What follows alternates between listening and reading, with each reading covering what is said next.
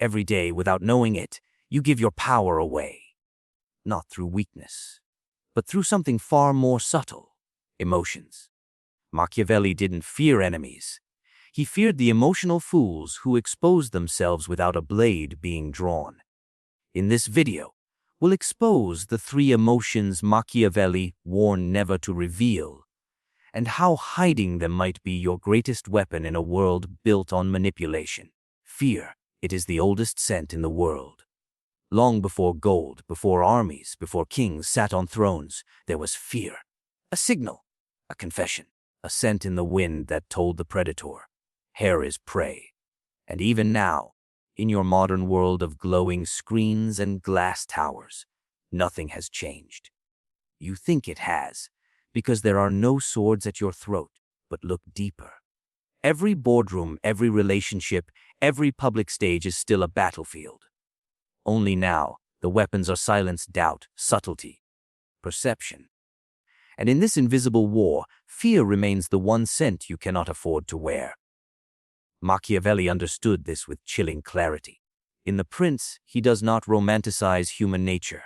He dissects it. He treats fear not as a weakness of the soul, but as a tactical signal, something that must be felt in private, studied in secret, and never revealed publicly. Because the moment others sense fear on you, they adjust, they recalculate your value. They look at you not as an equal, but as a vessel, one they can push, shape, manipulate, dominate. You may think revealing fear makes you relatable. It doesn't. It makes you smaller. It tells others that your sense of control is slipping, and Machiavelli's world, and yours, is not kind to those who lose control. People do not protect the fearful. They test them. They surround them, not with comfort, but with pressure, with doubt, with tests of loyalty, strength, resilience. Not because they are evil, but because they can. So what do you do when fear takes hold? Because it will take hold. You are human, not stone. You feel it in the gut when you walk into a room and everyone's watching. You feel it before the deal, before the confrontation, before the betrayal. That quiet shaking inside. That animal instinct that says, "This might not end well." And that's fine. Fear can be useful if it's hidden, if it guides, not exposes. See, Machiavelli never said to kill fear. He said to never show it. The distinction matters. A man who feels fear but masks it, he survives. He learns. He adapts. A man who shows fear, though, he invites the wolves. He opens the gates. And once they come, they don't leave. What you must understand is that fear, when seen by others, is a permission slip. It gives them unconscious license to rise above you, to dominate conversations, to take liberties, to test boundaries.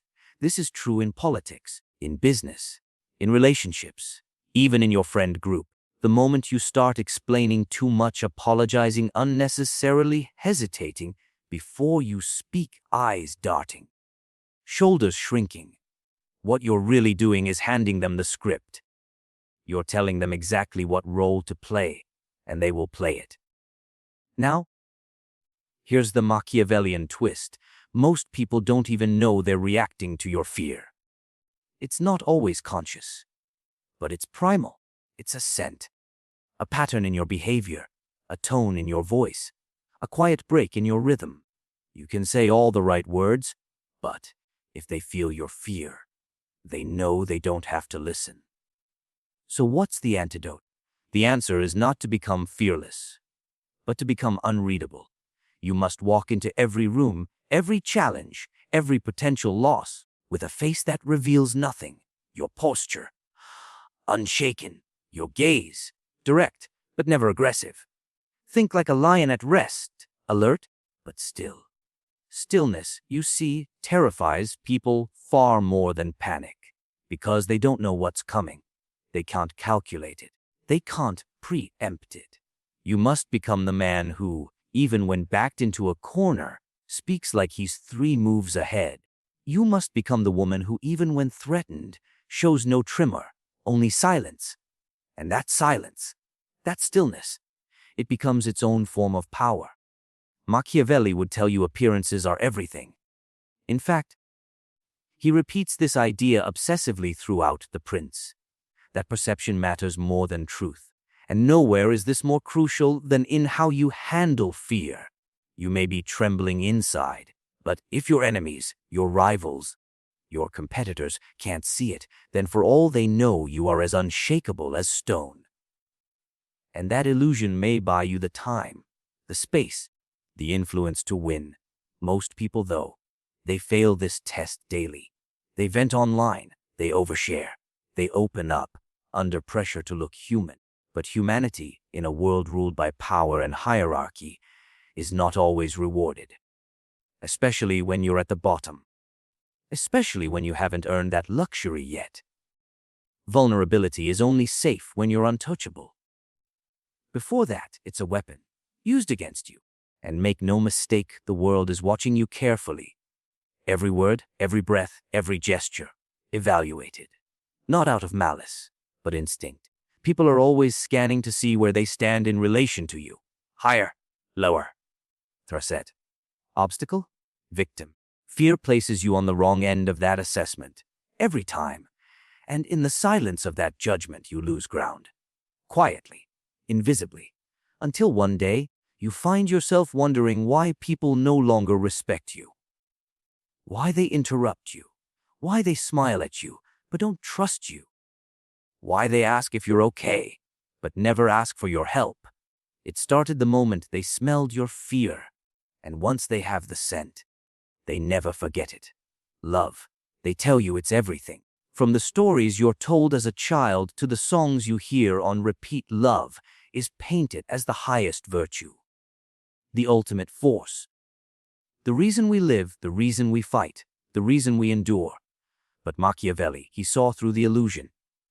Not because he was cold, but because he understood one thing most never dare to admit: love is unreliable. Love is fleeting. And worst of all, love is dangerous when you do not control it. You see, Machiavelli didn't trust love. Not from people, not from friends, not even from those closest to power. In The Prince, he makes it clear, if you rely on love to rule, to lead, or to survive in a ruthless world, you are gambling your future on an emotion that changes with the wind. People say they love you until you make a mistake, until someone else is more useful, until you say no, until the illusion fades. And when it fades, so do their promises. The truth is brutal. But it is this: love has an expiration date, and loyalty built on love crumbles the fastest. Most people don't want to hear this. They believe that if they're kind, generous, open-hearted, others will love them back, and that love will protect them. But Machiavelli would whisper something different into your ear. They may love you today, but they will betray you tomorrow the moment it suits their needs. Not because they are evil, because they are human. That is what you must never forget. Human nature is not built on loyalty. It is built on self-interest. And love, when revealed too openly, becomes a lever, a hook, a rope around your own neck, tightened not by enemies, but by those you gave your trust to. It starts small. You love someone. You show it. You sacrifice for them. You forgive their mistakes. You reveal your heart. And in doing so, you give them power. Not visible power, but emotional leverage.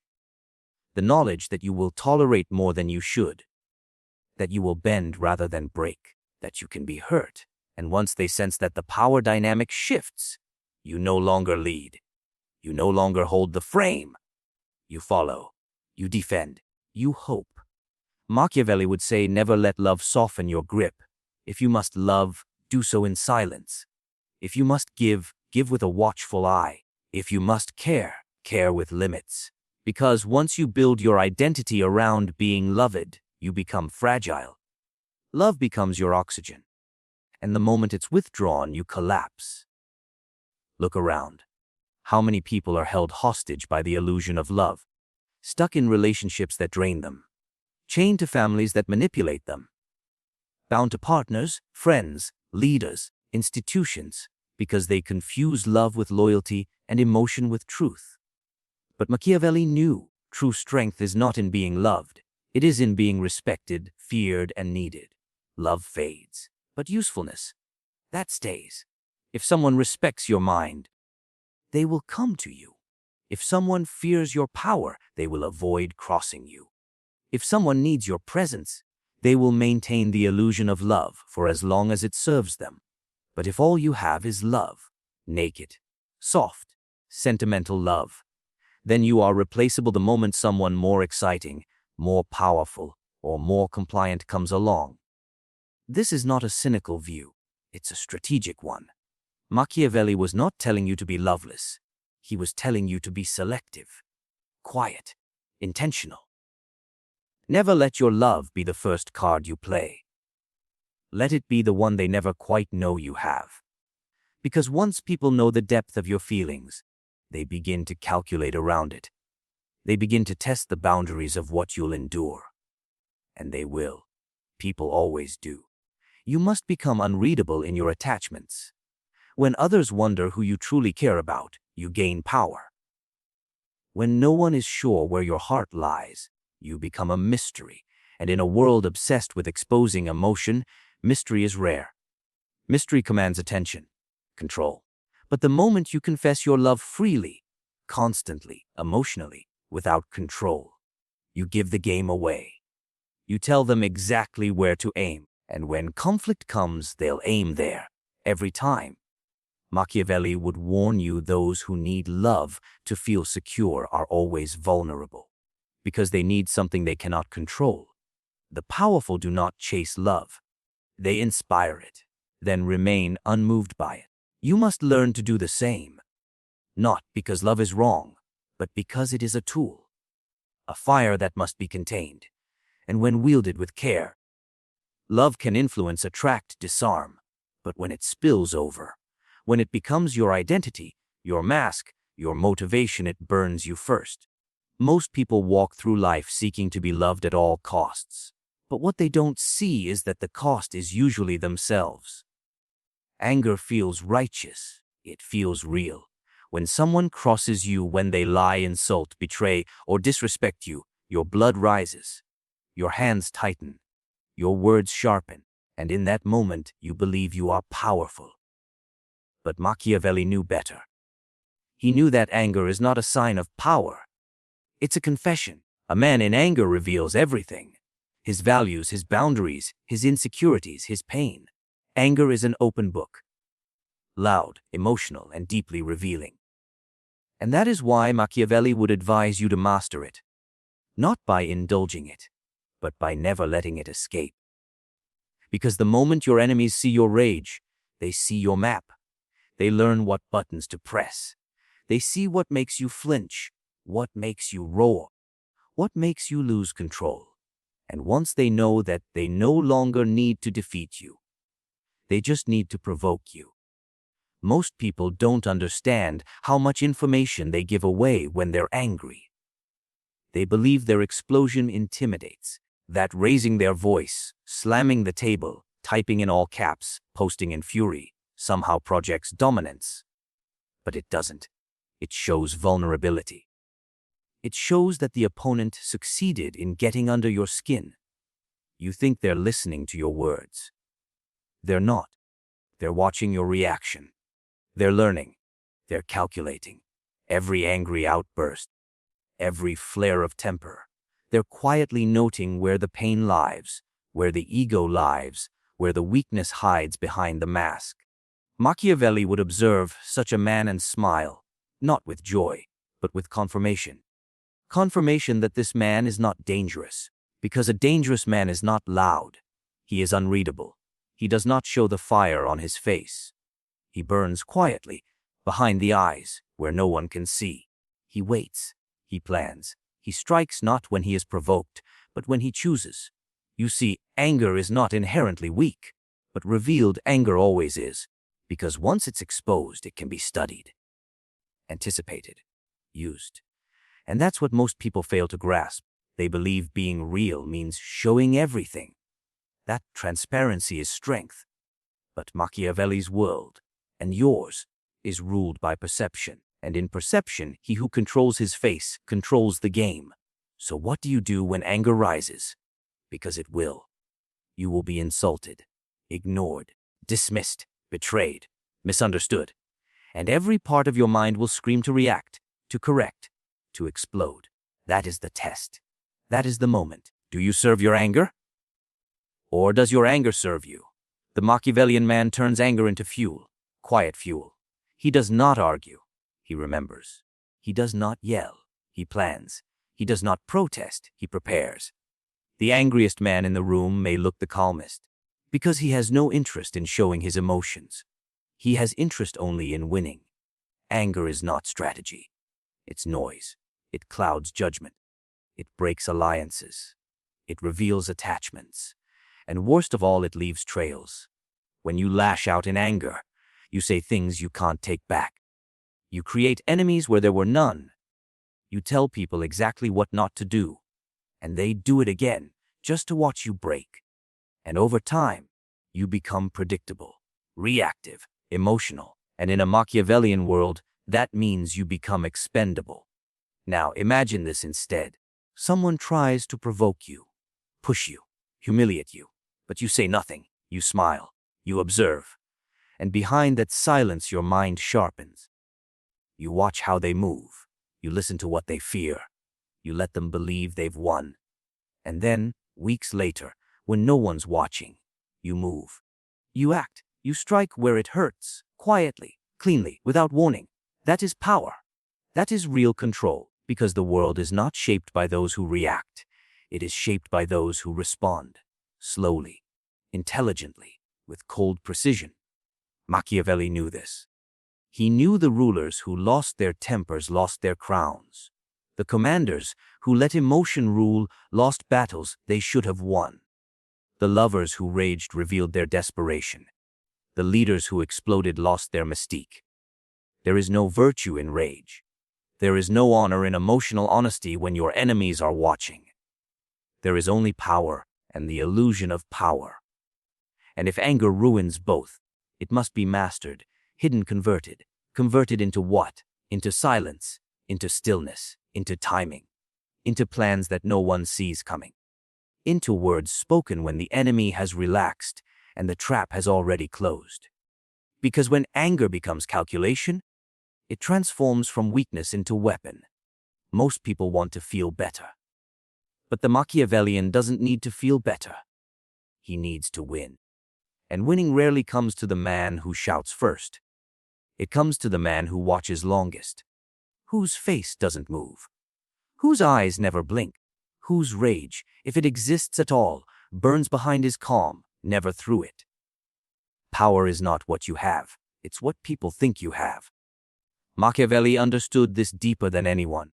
The true ruler is not the man with the sharpest sword or the loudest voice, but the one who controls appearances. He doesn't have to be invincible. He just has to look like he is. He doesn't have to be fearless. He just has to appear calm. He doesn't have to care. But he must never let you know when he does. In The Prince, Machiavelli doesn't tell you to be good. He tells you to seem good. He doesn't urge you to be just. He tells you to appear just. Why? Because people do not follow the truth. They follow the mask. They believe the illusion. They want the comfort of certainty, even if it's a lie. And the man who can provide that illusion, he rules. Look around your world today. Does the most competent person always win? No. The loudest, the kindest, never. It is the one who controls how he is seen. The one who knows how to dress his flaws in silence and his strengths in subtlety. This is the Machiavellian truth. You don't need to have power. You just need to look untouchable. Because once people believe you are above them, they will act like it. They will obey you, admire you, fear you, without ever confirming if you deserve it. They will fall in line because they believe they're supposed to. But the moment you break the illusion, the moment you let them see the cracks, the fear, the desire, the confusion, they will change. Their respect will turn to questions. Their loyalty will become curiosity, and curiosity is the beginning of rebellion. So how do you survive in a world that judges before it understands? You become a master of appearances. It means you never show your full hand. Even when you're losing, you look like you're planning something greater.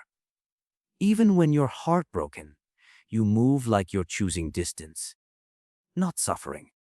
Even when you're unsure, you speak like you know exactly what you're doing. Because the world doesn't care if you're struggling. It only responds to how you present that struggle. A Machiavellian man knows the first battle is always internal. You control your face. You command your tone. You rehearse your silence. You wear dignity like armor. Not because you feel noble, but because you know it keeps your enemies confused. The moment they understand you, they reduce you, so you remain unreadable. Do you know who becomes dangerous? Not the man who screams threats, not the one who flaunts wealth, but the one you can't quite figure out. The one whose emotions are invisible, whose motives are layered, whose face, no matter the chaos, remains composed. That kind of person unsettles people. They don't know where they stand, and when they don't know, they hesitate. They second guess. They give you space, and in that space, you move. This is what Machiavelli meant when he said a prince must learn to be both the lion and the fox. The lion is strength. The fox is cunning. But strength without appearances is wasted. Cunning without mystery is useless. So you blend both. You appear strong, even if you're not. You appear silent, even if your mind races. You appear detached, even when your heart is bleeding. It is not deception. It is survival. Because your enemies, and even your friends, are always watching. Not for your success, but for your slips. They look for the tremble in your voice, the shift in your eyes, the nervous laugh, the over-explaining. And once they find it, they use it. Control your image, and you control the story. That's what people forget. In a world built on optics, on branding, on surface impressions, truth means nothing until perception allows it. Your enemy may be wrong about you, but if he believes he can beat you, he becomes dangerous. If he believes he can't, he doesn't even try. That's the power of illusion. That's the power of appearances. And what about your allies? They're no different. They follow strength, not actual strength, perceived strength. They trust confidence, not truth. They support who looks most certain, not who is most right. And this is why the Machiavellian hides his chaos in elegance. He hides his confusion in clarity. He lets people project their hopes and fears onto him, while he remains untouched beneath the surface. He becomes a mirror, reflecting what others want to see. And in that reflection, he becomes whoever he needs to be, not to lose himself, but to shape the world around him on his terms, to bend the narrative, to set the tone, to lead without asking, to dominate without force. Because the greatest power is not in what you control. It's in what others believe you control. And when they believe you are untouchable, they treat you as if you are. So now you know. Fear, love, anger. 3 emotions that most reveal without thinking. 3 confessions made not in words, but in glances, reactions, silence, weakness. 3 signals that strip you bare, before the enemy even draws his blade. Machiavelli never told you to be emotionless. He told you to appear untouchable, to carry your fear quietly, to love without being owned, to rage without ever raising your voice. Because in a world built on perception, power doesn't belong to the loud. It belongs to the controlled, the unreadable. The man who smiles while he bleeds. The woman who holds her silence while the world watches. The moment you reveal too much, you give others the script to manipulate you. But when you master what you show and what you don't just survive, you rule.